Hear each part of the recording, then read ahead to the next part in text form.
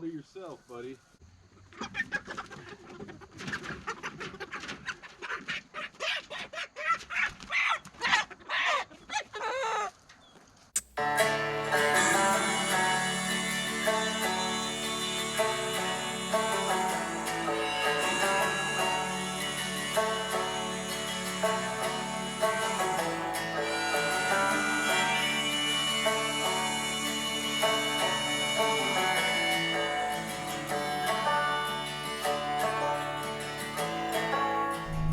Peace and joy, guys. Welcome back to another video. Drumheller Farms. Hey, hit that subscribe button, stick around for a while.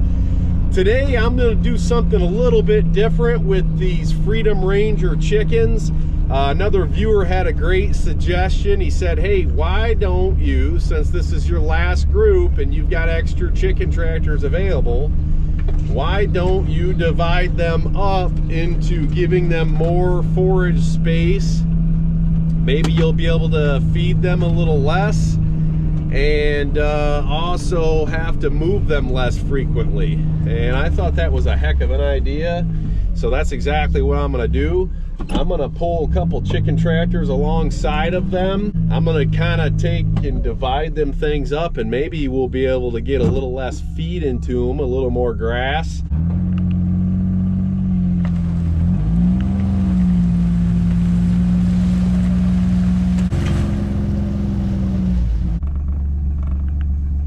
Out slicker than a button.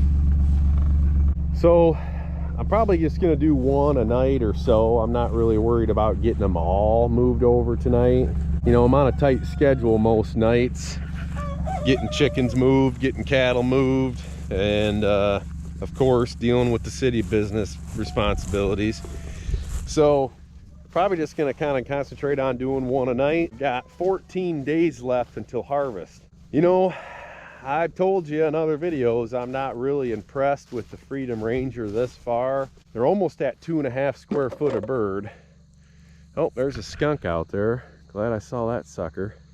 They're at 2.5 square foot a bird, and they're getting moved twice a day. I don't see how they don't have enough room. And you know, even if that is the case, I'm still not happy with the Freedom Ranger, because I got more feed into these things than I even want to admit. And I'm not going to give you final numbers yet, because obviously I don't have them. I got 2 more weeks to go. But it's about 100 pounds a day. And I don't notice them foraging a whole lot more than any other chicken we've raised, which has been the Cornish cross. But we'll see what happens. Quick update on these heifers. They got about 2 weeks in here, and then they'll start rotating with the rest of the cows every 12 hours. This is some really good hay they got right now. This is 3rd cutting, about 50% alfalfa. And you know, I really hate to see the animals locked up like this on a single lot, also for the land, not just for them. But you know, it's what we've decided works for our operation right now this year. And you know, I want to save as much of this grass out here for the large herd as I can. Let this 10 acres or so that we've been rotating them around grow up. And really that had to do with the fact that I was kind of starting to overgraze with them. And clearly you see this is overgrazed. But you know, it's 1/3 of an acre versus overgrazing 10 acres. And I put a lot into this last couple paddocks, or this last 10 acres here this year, to prevent that from happening. And you know, like I said, might not really agree with that, what we're doing, but you know, if you got any other suggestions, I'm all ears to hear. So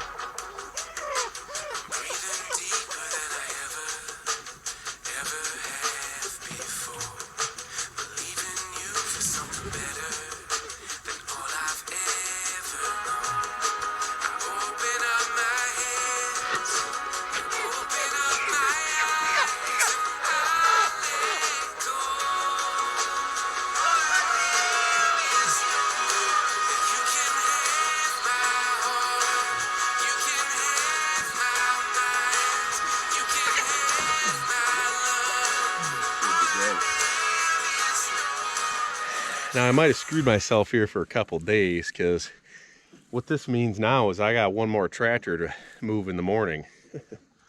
Because I pretty much need to move them all at once. But I got a little late start today. It's already 7 o'clock. I'm gonna run out of daylight here in about 45 minutes if I don't hurry up and get this done. So, you know, you got to start somewhere. I wanted to start down there because they're the closest right there by each other, but whatever. Barely flowing. I keep this piece of wire out here.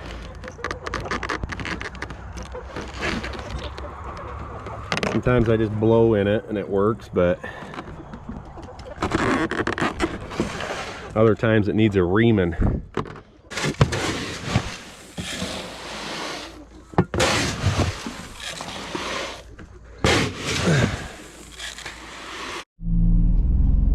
Alright, well, I'm about out of daylight, so I need to hurry up and go move cattle and set up fencing for the morning.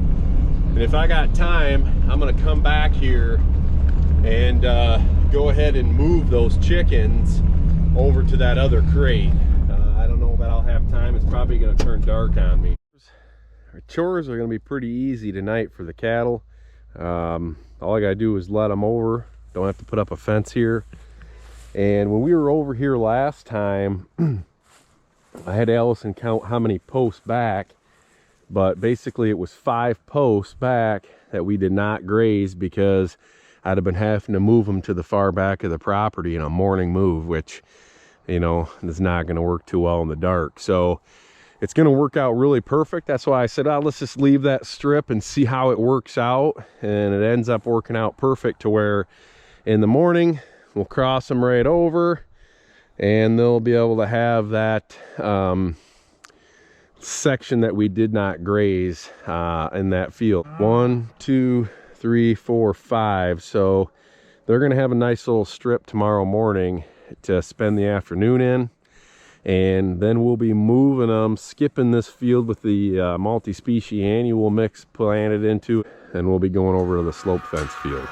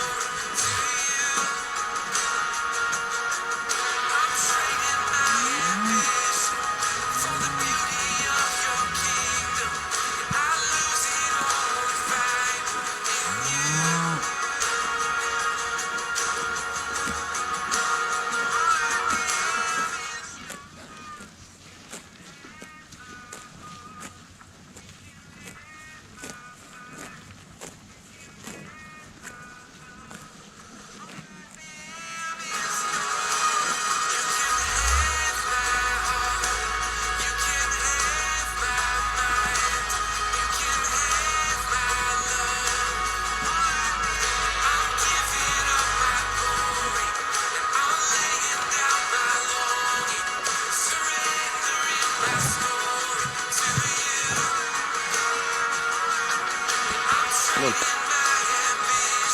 Watch out.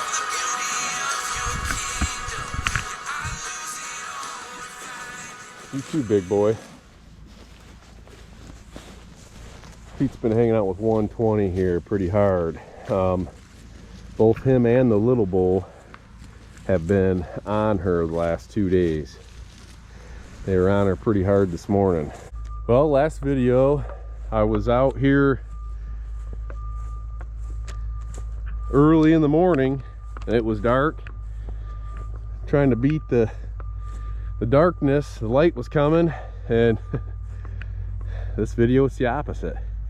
It's turning dark on me. Grazing in the moonlight. Well, this will probably be one of the last shots of the video, because that sun is down below the tree line. I gotta take this last fence down. And I don't think I'm gonna make it back over to the chickens tonight. So appreciate you guys watching the video. I know it's kind of not a whole lot going on here this time of year. But hoping to get another grazing after this, and pretty soon we'll be feeding hay, which I'm not looking forward to doing. But I appreciate you watching the video. Hit that subscribe button. God bless.